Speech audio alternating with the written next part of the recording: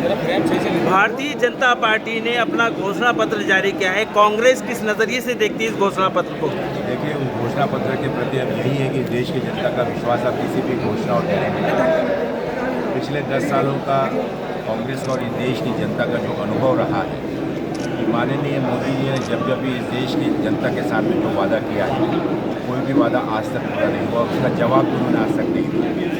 देश की जनता माननीय मोदी से ये जानना चाहती है कि जो उन्होंने वादा 2014 और 2019 में किया, जहाँ इस देश के युवकों को हर वर्ष 2 करोड़ नौकरी देने का वादा किया, जहाँ इस देश के किसानों को उनकी घर से ज़्यादा डबल आमदनी देने का वादा किया, जहाँ इस देश की जनता के साथ में उनकी फसल का उत्पन्न का सही मूल्यांकन कर उन्हें कीमत देने का वादा किया, जहाँ इस देश की महिलाओं की सुरक्षा का वादा किया, आर्थिक सुरक्षा का वादा किया, इस देश की जनता की जो हमारी आर्थिक व्यवस्था है उसको बढ़ाते हुए विश्व की एक महान शक्ति बनाने का जो वादा किया था, आज हर मोर्चे पर भारतीय जनता पार्टी और माननीय मोदी जी की जितनी भी पॉलिसी है वो फेल हो चुकी है।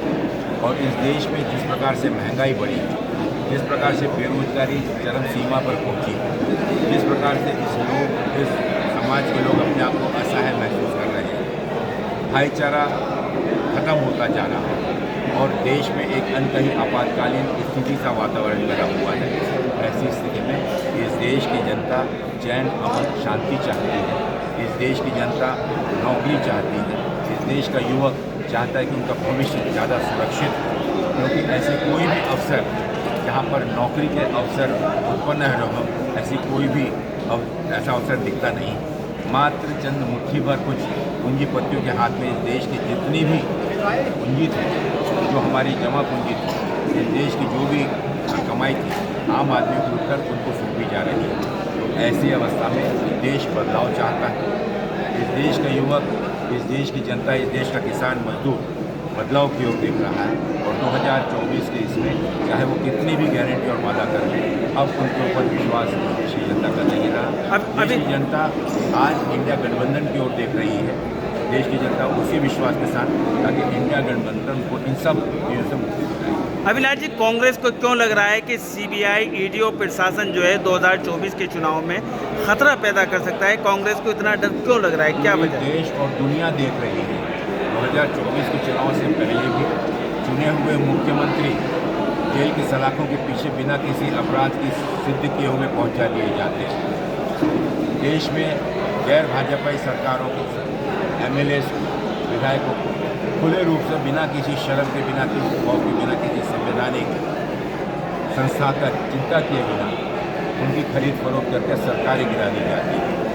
देश के अंदर में कोई भी अगर विरोध में आवाज़ उठाता है तो राहुल गांधी जी की सदस्यता रद्द कर दी जाती है। अगर रातों रात 24 घंटे में उन्हें घर से बेघर कर दिया जाता है। एक संदेश दिया जाता है कि राहुल गांधी और सोनिया गांधी के ऊपर में ईडी का बहुत बड़ा बकाया बांधा है।